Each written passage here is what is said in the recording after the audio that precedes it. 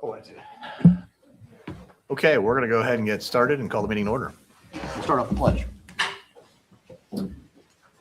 Allegiance to the flag of the United States of America and to the republic for which it stands, one nation, under God, indivisible, with liberty and justice for all. Okay, all right. We're going to go get started here. Sorry, I got distracted for a second. We have a quorum, just barely.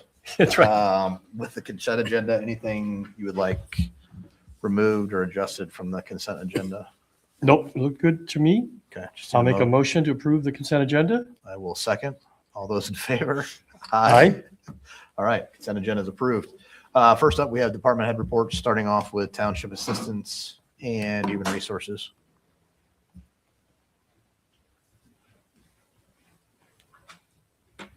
Good afternoon. As you can see, October was a little busier than we were in November, but that has picked back up here in December. So we finished the year off strong and under budget. So any questions about either the October or November report? Okay. I'll move into Human Resources then. In the months of October and November, we had one paramedic termination, resignation, or retirement, 7 extended care, and 1 park admin. We had 4 lateral transfer firefighters, 1 paramedic, and 4 extended care staff hires for those 2 months combined. Any questions about that? I don't have any. Okay.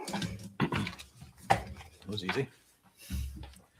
Okay, next we got Parks.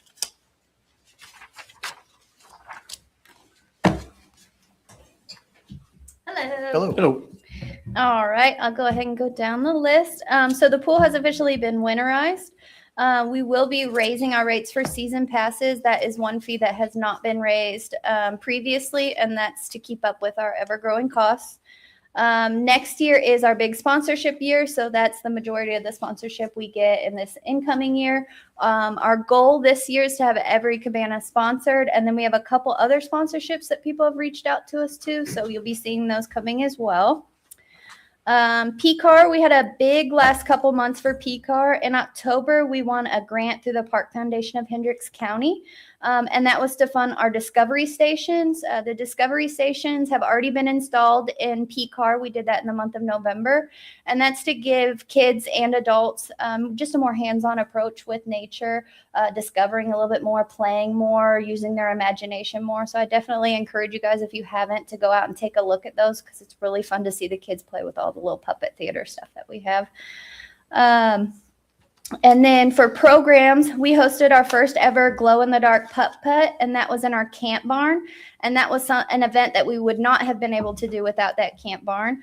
And that brought in a huge number of people. So we plan to bring that event back next year and open that up for a week long. And then our programming stuff just wrapped up 7 different Christmas events in the month of November through December. So it was really neat just to see the wide array of different programming that they did with Christmas this year. As far as our admin goes, at the end of October, our administrative assistant quit without any notice, which left us in a little bit of a bind. So we actually, our facility rental coordinator, Christina DeWitt, she had reached out to us about wanting to go full-time.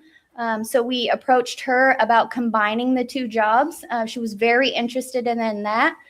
So we hired her on for that position in November. That was part of the job description changes that you see. And so we hired her on. She's been training, and she is lovely, and she loves the job too. So we are very happy to have her full time. And it was great to be able to combine 2 jobs for one. Then also our Upper Park playground renovation is almost complete. I'm waiting on a couple different parts. Just to update some of the repairs of the old one, but we widened our footprint. We made it more inclusive, and then our signage will be more inclusive as well. And we updated a lot of our advertising up there too, which will give us a new opportunity to be able to advertise all of our parks in that big playground where we see the most traffic. So we're going to be doing a kind of like Bob's Burgers, the reopening of that Upper Park playground. And so that'll come at the beginning of January. So we're excited about that. Our camp in the month of October wrapped up fall camp, and then we are now getting ready for winter camp, which starts next week. And so we'll be able to do that in our camp barn. And then I did want to give kind of a big shout out to our Explorer Extended Care program. This has been by far the best year yet. We are actually at a place where we are growing the program and not just maintaining the program from month to month. And I really, truly believe it's because of the staff members that we have in that program. It just makes a world of a difference having those people in the right positions. And they've been phenomenal this year. They take care of everything. We were actually able to get it to the point where we were able to give goodie bags to every kid and all the janitors who help us out all the time. So that's our report. Do you have any questions about the board report or the revenue report? So I guess the change in the seasonal pass thing, I mean, competitively, Yes. Where do we stand? So we updated our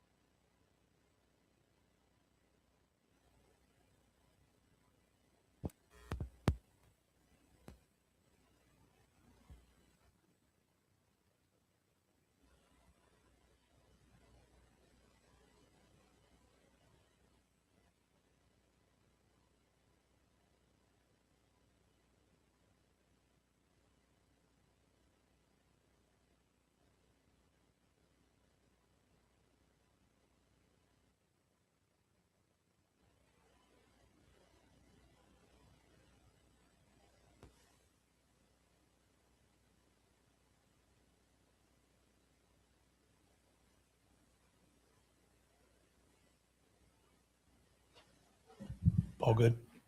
Try it out. Can we repeat all that? No. Okay. So, yeah, we should probably start budgeting for that. And so these are no longer incidentals when you get into that. Now, the incidentals is the 2,000 to 4,000 a year we're doing in maintenance for them. We can sustain that. However, these are handshake agreements that were done in the past by people in the office. So we can't live off handshake agreements. There's nothing in writing. All the agreements come from the county to the town is all that's worded, all the verbiage is. And it was one of those, well, we'll take care of what's in the township. I don't mind it, but we need an agreement if we're going to do that. So just making sure you guys are aware that right now that's where some money's going or could go, because we still got to keep the safety of our people in mind regardless. So somehow, some way these things have to work. So what's done in like the other towns in Hendricks County? Like, are the towns paying? I mean, that, or is that part of the issue is that there's nothing? So the towns are, and again, this study was done for us in 2020 to make sure we actually had coverage for our areas. Others are lacking altogether.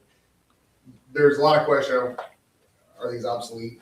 I mean, everybody on your phone, it goes off, right? Sure. There's so many other warning methods out there.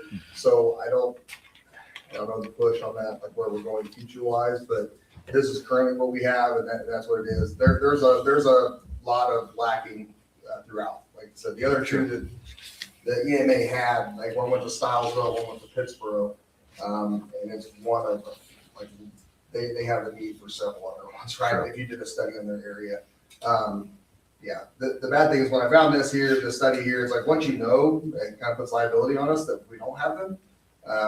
But again, there's a large cost to them. And I mean, I talked with the town when we met with their Ryan over there about when the subdivisions come in and stuff like that. That's something that they probably should be looking at forethought. Like, if you guys are building a subdivision, maybe you need to put something here to help cover this area.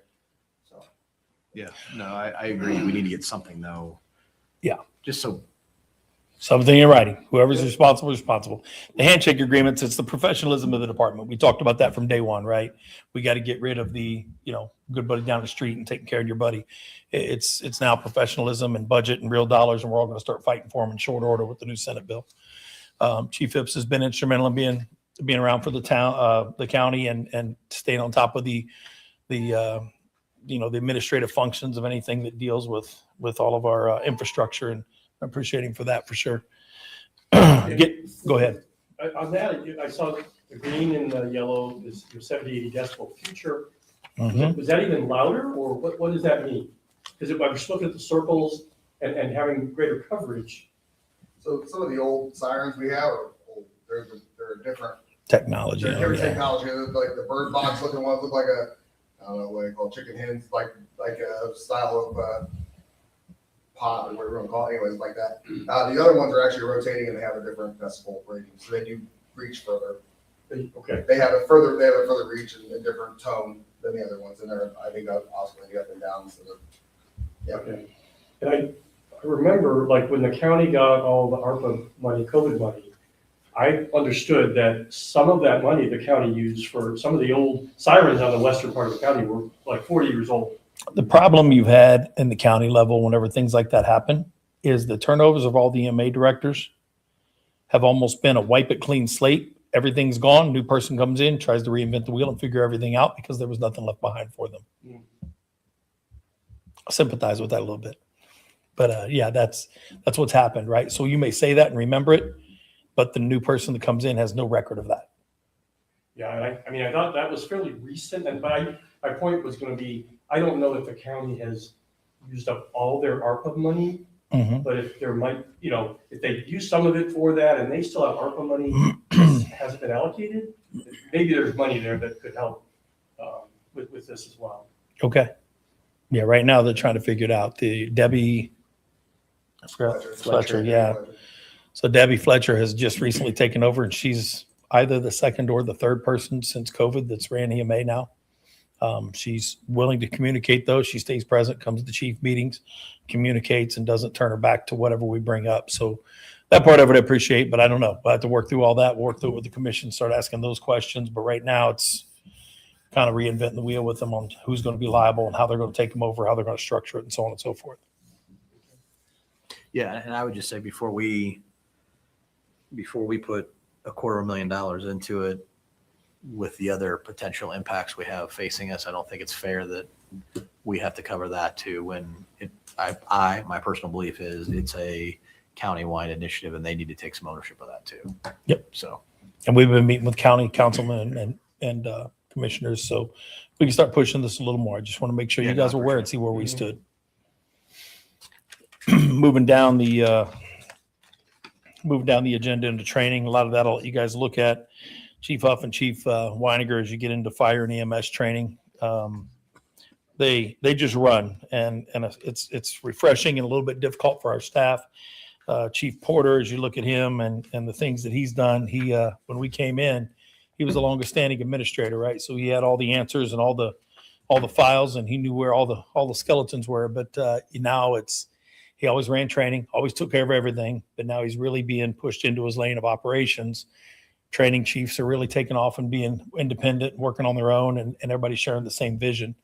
It's a lot of realizations happening in the administration. We're nearing the completion of our third year together, and it's a good time right now. We're falling in our lane, and now starting to push to the finish line on a lot of projects that have been started over the last few years. So again, you look at fire training and EMS training, the things that they're doing, where we're going. Our people are heading in and out of the state looking for training and bringing resources back. They're heading down to Texas. They've been to Danville, Illinois. They are going down to Maid and working in our own community with the state training. We have people that are energetic from outside departments that have been hungry to train, and from our new hires, hungry to progress and move forward. And it's refreshing. I mean, you're looking at almost half our department now is 5 years or less at Avon, not necessarily 5 years or less in experience because of the lateral integration, but almost half the department. And with the new hires here, it puts us at 132 employees. So it's been a fun growth and fun to watch them, but also a fun evolution in the training and the direction we're going in fire and EMS. Over in fire prevention, the total number of plan reviews, site reviews, and inspections, 136, 4 drone responses, 2 investigations conducted. Again, the extra investigators paying off. We're hitting all of our businesses. We're in and out of them. We're identifying hazards. We're able to communicate to our employees so they know what they're walking into, and they can have a better predisposed knowledge of what they're walking into whenever they go into buildings, what the hazards are, and so on and so forth. And they've done a great job. They continue to do a good job. And with Tony Smith leaving us and going to Whitestown as their fire marshal, leaving us as an inspector, and now bringing Doug Pearson in from IMPD as a retired bomb squad and arson investigator. Him and Tom and the group continue to have a nice chemistry. Courtney gels well with them as well, and they all help her with pub ed. And she tries to fill in education voids where they're running into issues out in the community. That division's working really well together, and it's our largest division inside the administration right now. But you can also see on the bullet point on division notes, when I came in, they were pushing $100,000 in revenue from all of those plan reviews. But as all of the structures have slowed as far as what's being built, we're down to that 20,000, and that's probably what we'll see. Residuals probably 20 to 50,000 a year is probably where we'll live as businesses move in and out and do their remodels and stuff. To end that group and getting into public education, on the next page, you can go ahead and go to the next one on that. You guys can read the bullet points. We reached 400 total students. Courtney continues to create a lot of outreach. And whenever I was talking to that group about anything that needed to be brought up, Courtney's pretty excited. She made the FIAI cover, and she said she thought it was because she was the only female at the whole conference. But again, they're advertising that now, right? They have women too. But no, that group, she's gone into the pub ed. She's done it energetically. Our fire investigators and inspectors are all there as well. And now that we've had people come in and go elsewhere to lead other departments in their endeavors in fire investigations and arson, they all work together and share ideas, and they're starting to have a bigger impact that derive from Avon. So it's exciting to see us, making the covers, doing things like that. She was pretty excited about that too. So there's her claim to fame right now. Going into runs, as we go into runs, we're currently sitting at 7,900 runs year to date. Last year we were just over 8,300, so we're plus 300 from where we were at last year. So we look to be poised to break that 8,500 run mark.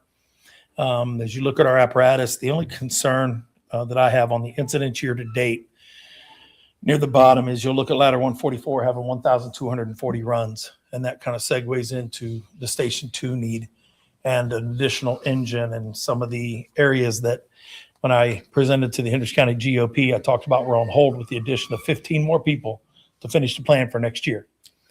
Are we just moving things out there? Okay, I'm making sure it's not water rushing down, getting ready to blow up. But again, that ladder, 1,240 runs, you can see that it's up there with our engines. But you see the impact that engine 141 being by ladder 141 has.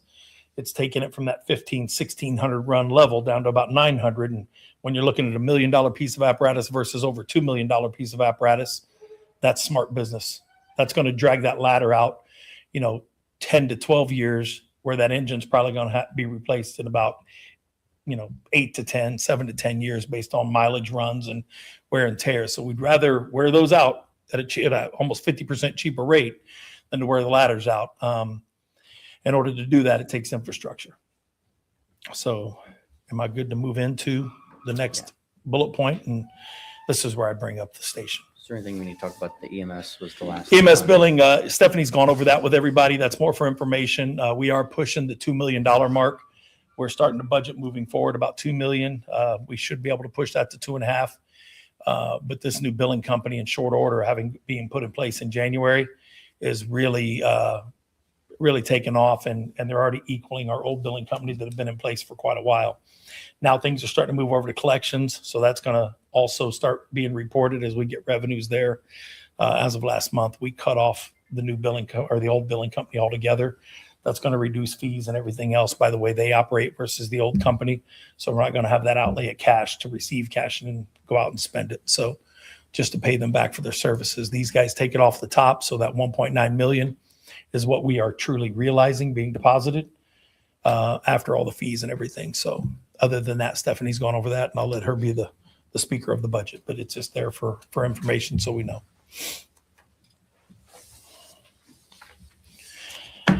All right, Station 142. We've got about 9 RFPs back on architecture. I gave you guys this, and Dave, this will be new to you. It's the Avon Fire Department Station 2 assessment that happened. This is old. It's been presented to the board before. It talks about all the needs, all the shortcomings, all of the issues that we have in the current station as it sits. And it gave us an idea that a remodel would be pushing about $5-6 million with all of the needs and based on the type of construction. As you know, Station 143, we talked about before the meeting, had a busted sprinkler line. We're probably going to be out of that station anywhere from 1 to 2 months at a minimum. We are trying to find ways to get service back into that area. Those ways could be putting a trailer out front. It could find tenable space after the drying's complete and the remediation assessments are come to fruition over the next few days. We might be able to move bunks into certain rooms and so on and so forth. Right now, Medic 3 is running out of Station 1, and it's on a special dispatch protocol, so that way it's not competing with Medic 1. We could take Engine 3 and put it out to Danville. We'd have to talk to them a little more. We've already sent a bug in their ear to know that that's a possibility. We could also put a trailer in the drive out there at the station, but we need to talk to insurance and understand the damages. Or we may just move some of our bunks into some of the other rooms that weren't affected and may possibly not be affected by the remodel. Either way, we'll be working in short order over the holidays to get that back in service, make sure we have the proper coverage. EMS wise, we're okay. Danville's aware of the shortcoming and that it's going to put an additional strain on them coming into town. They're fine with that because of the reciprocation of what we already offer them. So right now, everybody's informed. Everybody around the county has been made aware that there is a coverage deficiency right now in the Prestwick area. Danville's prepared. Plainfield's prepared to come north, and obviously us in Brownsburg. It'll be our people heading west before Brownsburg beats us south. So everybody knows from all directions what's going on. Are there any questions on that publicly before we move forward into the rest of this? Was it just like bunk area, sleeping space, there where it was affected? No, it was the whole house. Oh, Chief okay. Phipps can answer most of that if you want. The line busted in the attic, like I said, they went through all the third floor, the bunk area, and went down the living area, on the main floor, living room, kitchen, offices, about 2 inches of water throughout all that. And then it made its way to the basement and through all the ductwork, so it's under the furnaces and everything else on there. So it's been doozy on it for sure. Yeah, so we'll be right now, what they're supposed to be looking at in the, while they're in there inspecting it and trying to dry it out is where there's water, where there's damage. The last thing we want is mold, because that's what we just overcame. As we broke in, we found mold upstairs around the windows and some of the walls. And again, the way that house was built, the way it was insulated, that was a style of construction back then Chief Phipps and I were talking about that lent itself to holding moisture and mold. So we've got some of that taken care of in the remodel, and we definitely don't want to go back to it by having moisture in the walls and not being able to get it all out. So we'll look at what's best for our people, but that leads us to station 2. So just again, Oh. the engine for 3 is where now? Parked. Oh, okay, that's what I thought. So those employees, sorry, I did not finish that one. Those employees are now being dispersed throughout the department, and we've just canceled all the overtime. Any overtime that existed, they're just filling those spots. So that way we meet our staffing levels per the rigs that are in service. And that particular engine is now parked right now. Okay. So all of our medics are in service. We're -1 engine because we don't have anywhere to put them.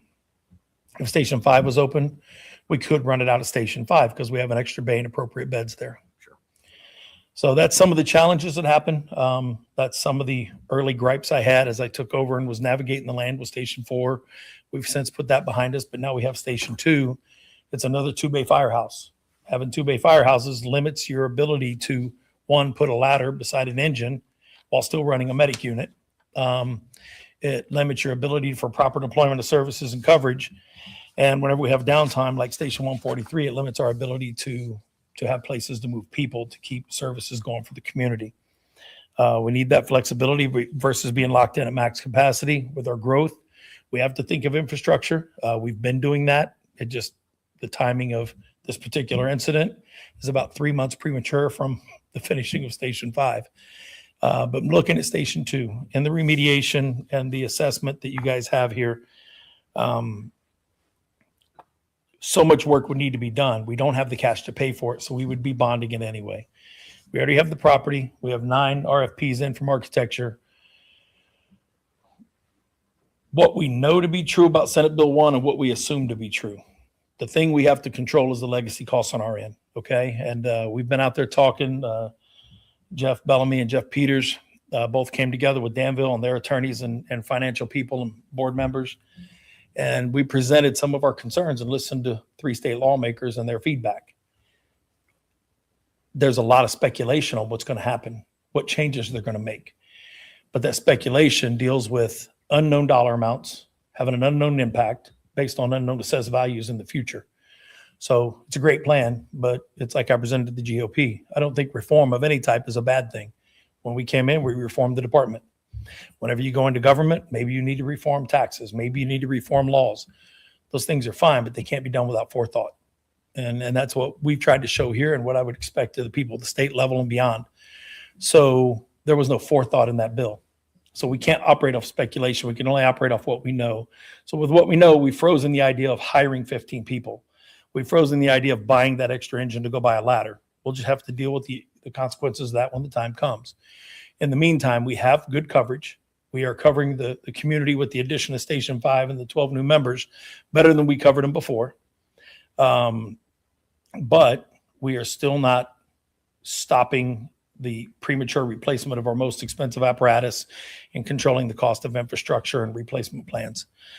So Station 2, having more than 2 bays, being built up to today's standards, no matter what, if we choose to remodel or build, if we remodel, we're kind of landlocked. It's on an odd shaped piece of land. There's not a lot of room for expansion. If we do expand, we may not have the parking. You guys have maybe been there or not. Have you driven around? It's kind of an odd shape. Now with the new medians that have been put in, it limits our access to that side road. We have to drive north to come back south. You can't just turn in anymore across from the southbound lane. So you either got to go past and figure it out and come back up or whatever. So it's just not even an accessible station anymore in certain regards. And the way we come out, it's a lot of wear and tear on the apparatus. So we invest a lot of money into Station 2's apparatus. We just put a new engine there.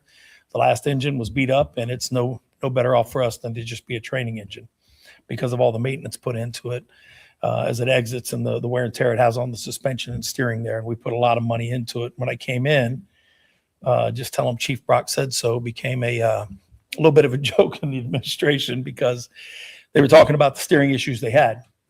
And I said, we'll get it fixed.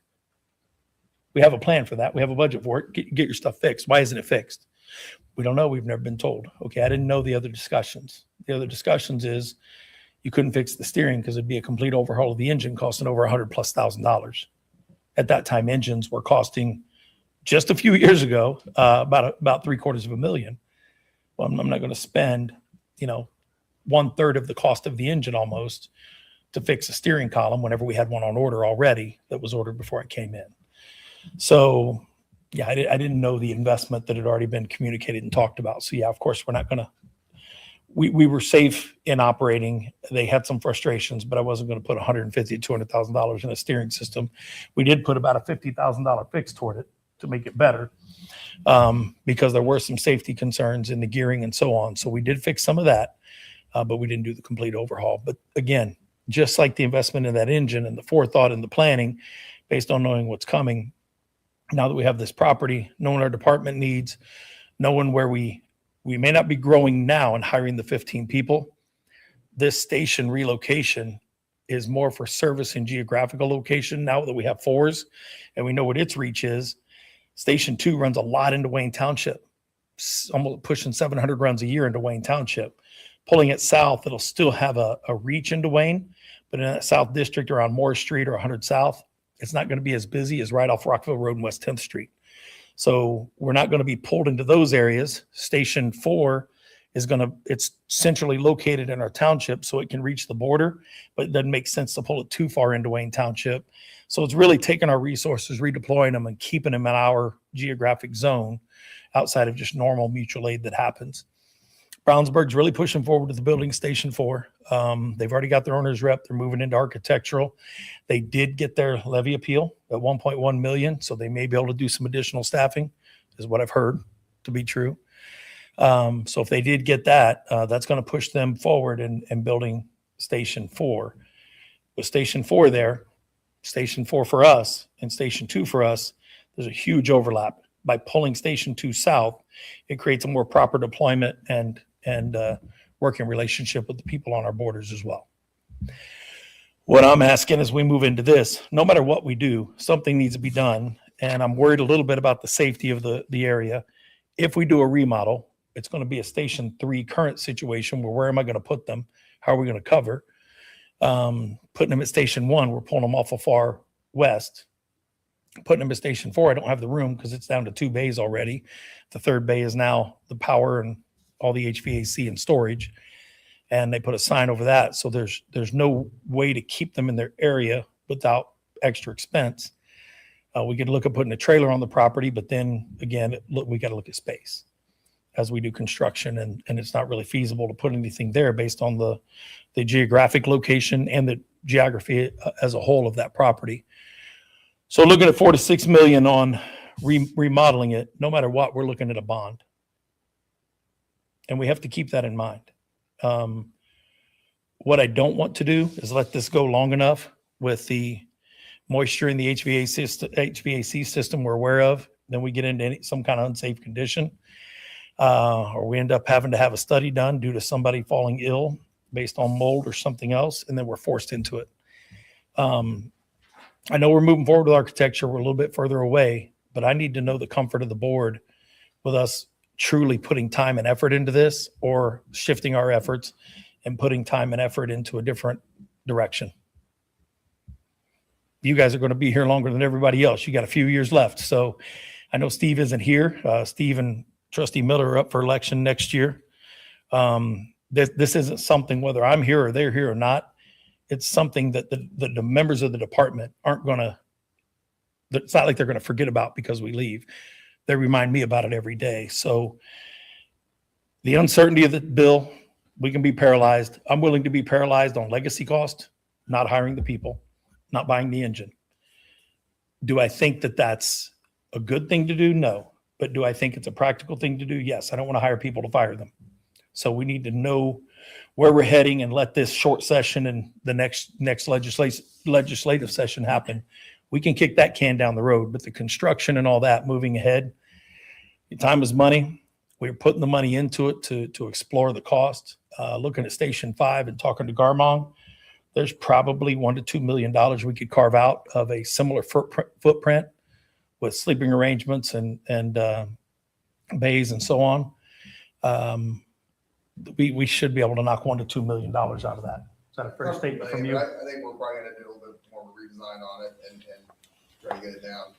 Ultimately, with a remodel being close to 6 or tear down and build the same spot, which again, logistically is rough. That, the other building too still has value to it. Station 142 has value still, like as far as if we were to build a new station down at our new proposed property, we also be able to sell the other station, right? So that's a recoup. I really look at it almost being a wash. If we were to remodel 2s, what the cost is there, right? Let's say $6 million, or if it's going to cost $8 million to build a new building and build a new property, we can probably get $1.5 to $2 million out of Station 2. I've had a few realtors I've talked to about this. They're like, "They're a sold firehouse, we don't know." They really can't give me a comp, right? But just in the square footage and area. So it wouldn't hold me to that on the dollar amount there, but I think it's the most feasible thing to do, and it gets us in a better location to serve those people. So. And I think addressing the problem without displacing Yeah, station. we can build a station while everybody's staying there. Yes, and then we can move once it's done. And then we're Well, and if I can offer my opinion on it as well,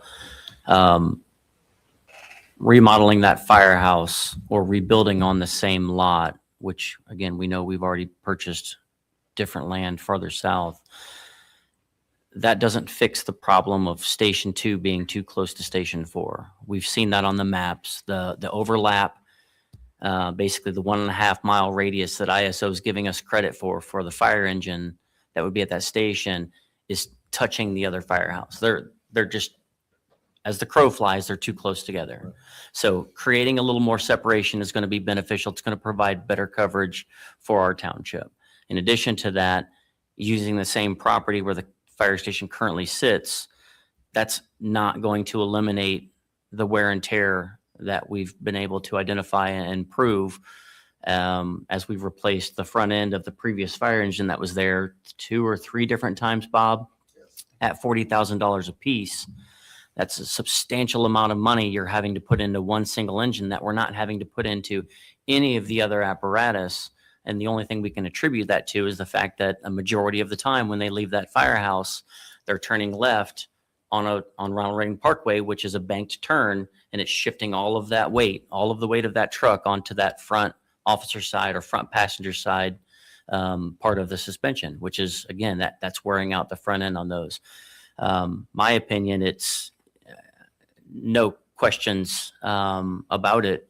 Relocating that station is obviously the better decision, at least in my mind. And Jeff Bellamy, if you can help me out here, there's been some conversations about the unknown, and with Senate Bill 1, if we were to bond it and then the sky is falling and we've heard all the scary numbers, once we bond the station, that bond is guaranteed to be paid at that point through lit funds, no matter what else happens at the county level. Am I accurate in describing that?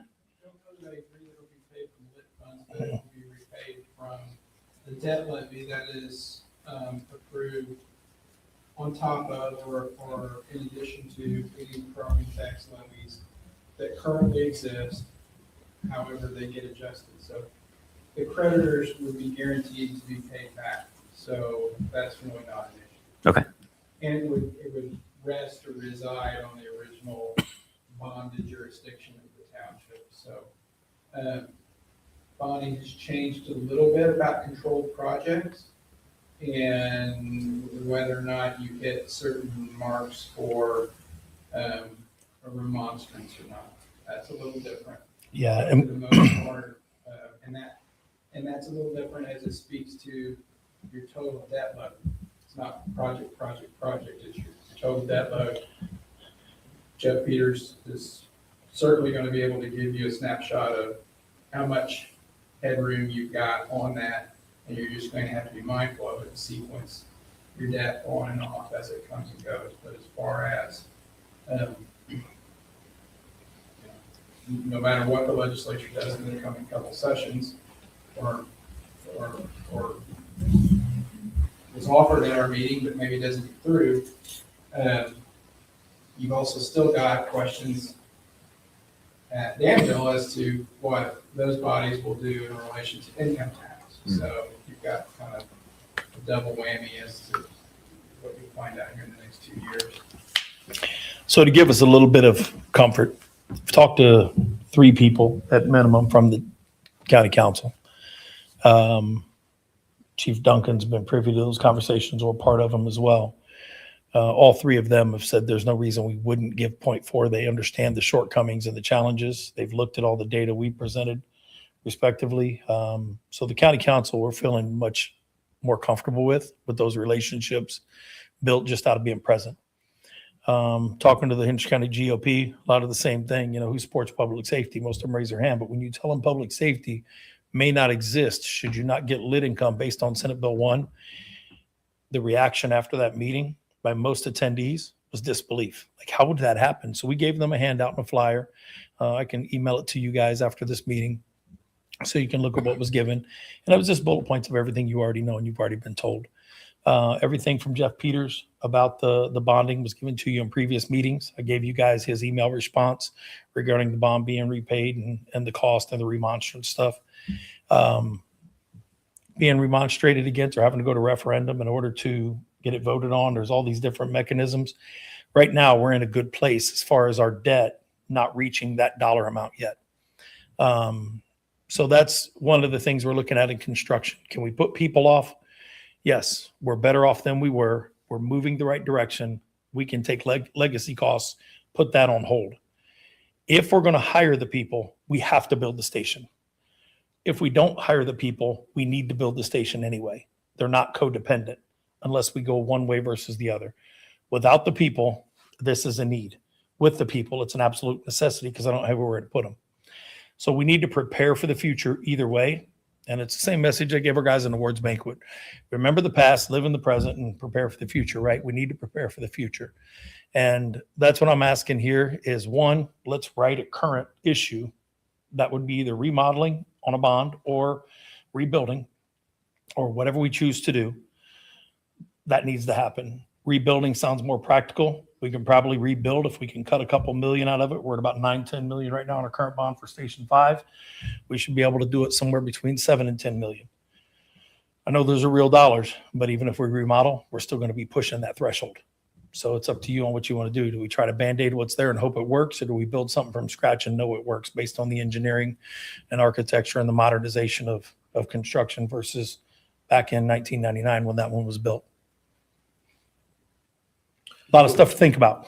Right. So is that the question that you're wanting an answer to, or us to think about it, or? I would like an answer to where you feel like we're heading and what you're comfortable with, because otherwise it's a lot of manpower and time to put into this. Right. And well, if we can't move forward, we got to figure something out, and we're going to have to mitigate potential issues with that station anyway somehow. So I'm going to need other answers if we're not going to build. But I also don't want to waste man hours or anybody else's time bringing them in, because that's the last thing I want to do is destroy relationships by wasting the time on something I know we can't do. Yeah, we went ahead, we purchased the property, we knew that these needs were coming. And we were aware of the challenges and issues of a remodel of the Station. And to me, it doesn't make sense to spend that kind of money, given the uncertainty, for a bad solution. Mhm. A better solution, I think, makes more sense, and I like the fact that we don't have to displace, Station 2. We've been through that. We're going through it again in an emergency situation, and that's just not healthy to run that way for more than you need to. Sure. 100% agree with that. I mean, and it's where we're living, right? It's what we're experiencing right now. So I would say I agree with that, I guess. And I would say continue down the architecture path. Mhm. What I would really like is something pretty committal from whoever we decide to as a builder to say, this is where it's going to land. Because 6 to 8 is very different than 8 to 10. And I think that's something that it just changes a lot. I've seen it change a lot in that. And if they can come in and say, there is no way, I just don't want it to be this is the bogey we're shooting for, and we miss it, and we're over here in this bucket of 8 to 10, high 10, pushing 11 kind of thing. Something like that. and the longer we wait, we're never going to be there, just based on the experience from station 4 to 5. Right. It doubled in price from Right. 5 years. Go ahead. So we're taking a little bit different approach this time with it. So we still want to pursue a bot, but architects first. We're gonna get those, do our RFP on that. We're gonna interview them. Then we're gonna bring builders on earlier so we can have a little more control of costs early on. So we'll get that number. We should have a better number than we had before, where we had it fully designed and then they're Right. performing to that constraint there. We're gonna bring them on earlier so we can cut costs. Okay. I do feel that we can go, that we can cut, be down, probably between that 6 to 8, somewhere in that area, price range. Garmon gave us a price on building the same station there. It was more, but based on, there's a lot more dirt work. There's 15,000 cubic yards of dirt we gotta move up front. There's a lot more, that kind of stuff. So I think there, where we were at 8.2 on this one here, he came back at 9.5 or something like that. But that was high side, and that was like them having to get rid of all the dirt and do a lot of stuff like that. So, as I said, I feel confident we'll be down closer to that range of 6 to 8. That area. Okay. One of those things is you look at the architectural plans and then you see the finished product. You can see how we could have saved there, we could have saved here. But looking at it on plans, looking at what we're talking about and how it worked, once the construction realization started happening and we started talking to Garmong and their people, it's like, that might have been a little much, or that might have been a little over engineered. And we found those things. Right. So now moving into this project, there's stuff that we know to look for or know that we can do differently that will be an absolute cost savings. And I think if that builder comes on early, they're still sending it out to the subs to get them down, but they're going to also see in that, because an architect likes to make things Yes. a little more glass, a little bit more fancy, that kind of stuff. Whereas they might say, hey, that's going to be a real problem when we build it. Why don't you not do this and do this? So I agree that would be the best way to keep that under control. That's also from experience too, the Yes. hard way. That's Okay. that's it. So we'll keep moving ahead then. As long as there's not immediate upfront hesitation or negativity on it, then that makes me comfortable to move ahead and we'll keep moving that direction. So that's what I'm looking for here. It's not like I want to move forward and go, yep, build it. And then we come back and it's 10 million and we go, well, you said build it. That's not what I'm looking for. I just think you guys are approaching it the right way, bringing Garmong, whoever that is, to come in and kind of push that down early. And We're they just know to what the subs point. will do, too. I'm sorry. But they'll know what subs are Yes. leaning which way and that kind of stuff earlier on too. So Yeah, and I think right now we've kind of pushed the architecture enough and Garmong enough. We're probably out of free favors. So, well, yeah, and we're going to get down to the money. So yeah, the reason for doing the RFP on the architects is we're asking for a similar footprint, maybe a different exterior design. They're talking about reinventing the wheel and they're charging us more for the potential architecture plans on station 2 than they did on station 5. And really the footprint, we'd like to stay the same. So that's why we've opened it up. We're opening it up to a complete RFP, not committed to any one architect, and let's see what happens. So what's that? it's just bizarre. I mean, Yeah, it is what it is. if I the mean, same thing fits, I don't know why Yeah, if you could figure that out, let taking us out know. glass and replacing it with that. Anyways, I don't know what you Yep. guys are changing, but all good. it seems Okay. ridiculous. That's all I have now. Thank you. Any other questions? Check your mic. You just need to hit the red button there on the front. Dave's mic. Yeah, you're. Did it go all set. red? Yeah, when we reset it earlier, it did. So as we get into some of the new business and talking, I just want to make sure that we're. Okay, no, capturing very the good. Audio. Okay. Moving on to new business, we got the emergency housing agreement from MHG Hotels. Yes. So, as we know, housing is one of the areas that falls under the township trustees' responsibility. We see that every month on the township assistance report. Helping individuals with their rent is not unusual for us. The emergency housing is something that is something that we see quite a bit less often. Matter of fact, I believe maybe only a couple of times in the 3 years that I've been in office now have we had to work with anybody on emergency housing. It still exists, though, and we still need to be prepared for it. So a couple months ago, I had a young lady by the name of Liz. She's the area director of sales for MHG Hotels, which is the Comfort Inn, the Hampton Inn, and the Fairfield here locally. She'd reached out through they're members of the Chamber of Commerce with us, and she wanted to talk about just different opportunities or options to work together. Of course, we don't use hotels a lot, so initially I was like, yeah, I don't even see what the relationship would be there. The more we got to thinking about it, the more we talked about it. We actually did have a meeting with her. Ashley and I went to go meet, and essentially there are opportunities where we could be looking for emergency housing. If we have a situation where a car is driving through someone's home, makes it inhabitable, obviously a catastrophic fire at 3 o'clock in the morning, that's not the time to try to figure out where are we going to put these people because it's 3 a.m. and how do we get that sorted? So we did go and talk with Liz. She is going to put together essentially at the end of the conversation, what they're going to do is go ahead and just on the front end of it, create an account for what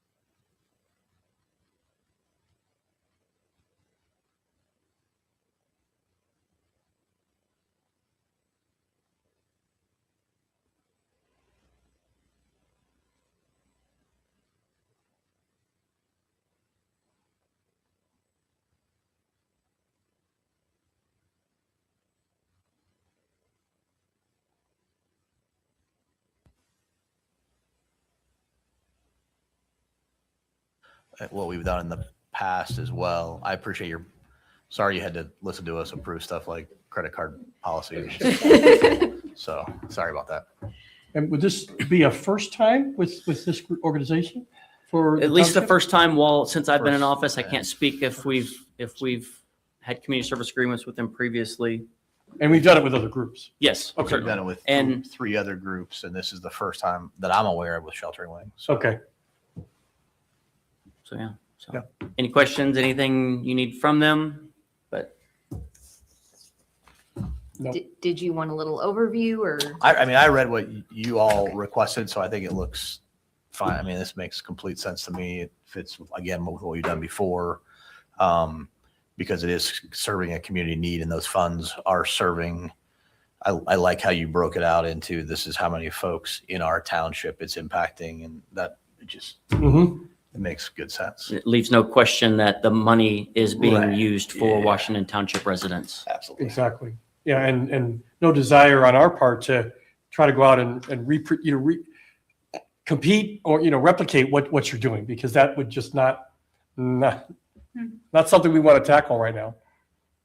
Well, and clearly you're serving the township in a variety of other really, really important ways. So Right. we appreciate all you're doing. Thank you. Mm-hmm. No, this makes All right. sense to Very me. Simple enough. Yep, simple enough. Thank you. Thank you. Thank you. With Thanks for that, having us today. Absolutely. I will make a motion to adopt resolution 121825-07, Sheltering Wings Community Service Agreement. I will second that. All those in favor? Aye. Aye. All right.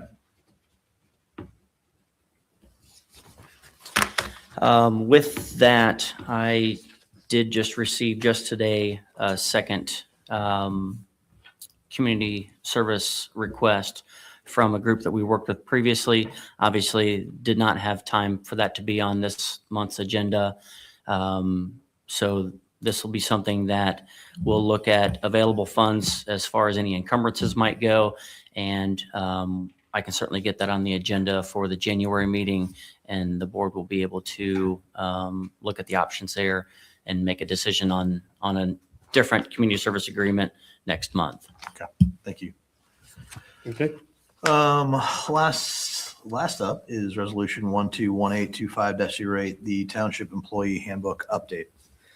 So this one was something that, as we look at different policies, we do try to review them